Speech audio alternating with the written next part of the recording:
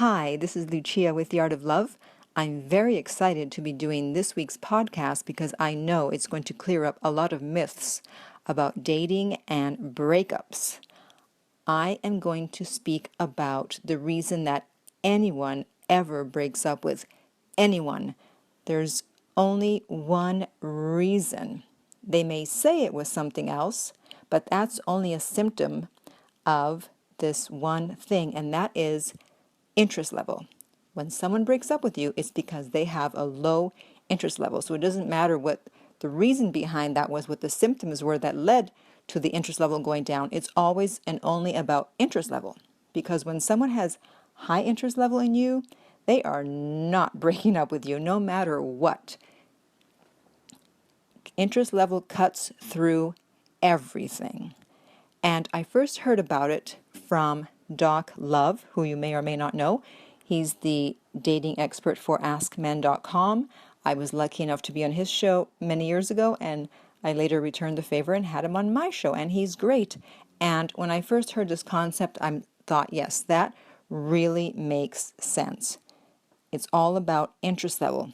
When someone has a high interest level, they will believe anything you say. That's why they can catch you cheating, and you can say something crazy like, it's not what you think, it's not what you think, and they'll be like, okay. Whereas if they have a low interest level and they catch you cheating, you're out. Another thing that happens when someone has a high interest level is that they cannot control what they say. I'm sure this has happened to you when you really like someone, you meet someone, and you really like them, and you just end up saying the stupidest things, and then you look back and you're like, what? What was that all about? What did I just say? That's because when your interest level is in the 90s, you cannot control what you say.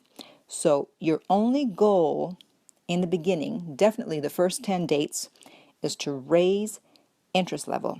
So everything you do, everything you say is about raising the interest level, or at least keeping it the same and not lowering it.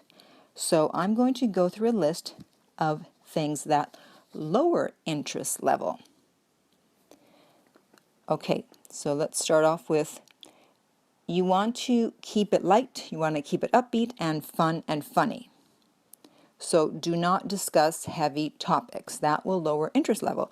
You may recall a podcast I did a while back where a woman, her boyfriend ended up breaking up with her because she started discussing how the finances would be split after only 3 months of dating. And I said that was way too soon. That's way too heavy a topic in the beginning. Whereas if she had waited until his interest level was high, then whatever she said, he would have agreed to. He would have said, sure, no problem. I don't care, whatever. We'll split it however you want. I just want to be with you. But because his interest level wasn't that high, off she went. I recall I was dating this guy, and he was very much into me. And all of a sudden, just out of the blue, he said, well, if we get married, you don't have to sign a prenup. We hadn't even been discussing marriage. He was already thinking marriage. Usually it's the women that have to bring up marriage with the guys, but this guy was already thinking marriage, prenup, blah, blah, blah. So, of course, I came back with my usual flippant answer, and I said, yeah, but you do. Okay, moving on. Another thing that lowers interest level is playing psychiatrist, especially in the beginning. You know, you may think you're bonding, but that may or may not be happening. So you're not there to play psychiatrist. You're just there to keep it light, keep it upbeat, keep it fun and funny. So don't have these heavy discussions, and just, don't discuss things that are heavy. Your baggage, what's happened to you in the past, the terrible marriages you may have had, terrible boyfriends, girlfriends, whatever. Just wait. There's plenty of time to talk about that. Forget that stuff. And if they try to go there and talk about those issues, just change topic. Just veer away from the topic. Do whatever you can to change discussion, because it's not going to help your cause. The third one would be feeling that you need to clear the air. There's a misunderstanding, etc., etc. But clearing the air is actually the equivalent of begging, because when there is high interest level, there's no air to clear. Now, women are guiltier of this more than men because they always want to talk everything out, but guys don't. So this would be the equivalent of, we need to talk and I want to clear the air. No, you don't. Not if you want to keep their interest level up. Not if you want to raise their interest level. If you just have to raise their interest level and then there will be no air to clear because there will be no misunderstandings. Like, let's say you're upset because someone didn't return a text fast enough or a call fast enough or something. When someone's interest level is high, trust me, they're returning those texts and calls and whatever very fast. They can't stop themselves. They can't help themselves. So then you ask, well, what should I do then if there's a problem? If I can't clear the air, if I can't discuss it, what should I do? You withdraw, all right? Because it means you're giving too much, they're taking you for granted, you're too available. You need to, at that point, spoon feed your presence. As Doc Love always says, I love that, spoon feed your presence. So there's no need to say anything, no air to clear, just spoon feed your presence and ask yourself, is this going to help my cause or is this going to hurt it? And if it's not going to help raise interest level, then don't do it. Okay, moving on. Complaining is the equivalent of begging, and begging lowers interest level. All right? Don't complain. Again, just pull back, withdraw. And begging definitely doesn't help when someone's already broken up with you because their interest level is already low, and now you're going to lower it even more with begging because people think, oh, well, I'll just beg them to come back and they'll come back. Well, if their interest level was in the 90s, they would. But the thing is, if it was in the 90s, they wouldn't have broken up with you. So by begging someone that has broken up with you, you're just making things even worse. Moving on.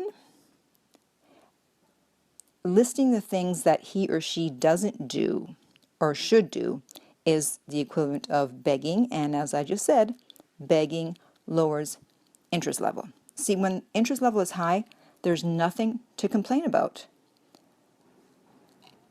So again, you're asking, well, then what should I do if they're not doing something or if they're doing something, etc.? Pull back. Go back to square one. How was it in the beginning? You weren't giving them all your attention in the beginning. You weren't giving them all your time. You weren't responding to texts necessarily fast, quickly. So just pull back. Again, spoon feed your presence. And similar to listing the things that you don't like that are going on is lecturing. And again, I have to talk about women because women love to lecture. Hey, I love to lecture, but I don't do it in my relationships. I prefer to do it on a stage and preferably when I'm getting paid. Lecturing is not going to help your cause. It's going to lower interest level. Do not lecture saying, well, I need to tell him now, I need to tell him this, and I need to tell him that. Oh, no, you don't. Not if you want to stay in the relationship or keep on dating that person. And finally, arguing and fighting lowers interest level. Most fights are petty and unnecessary.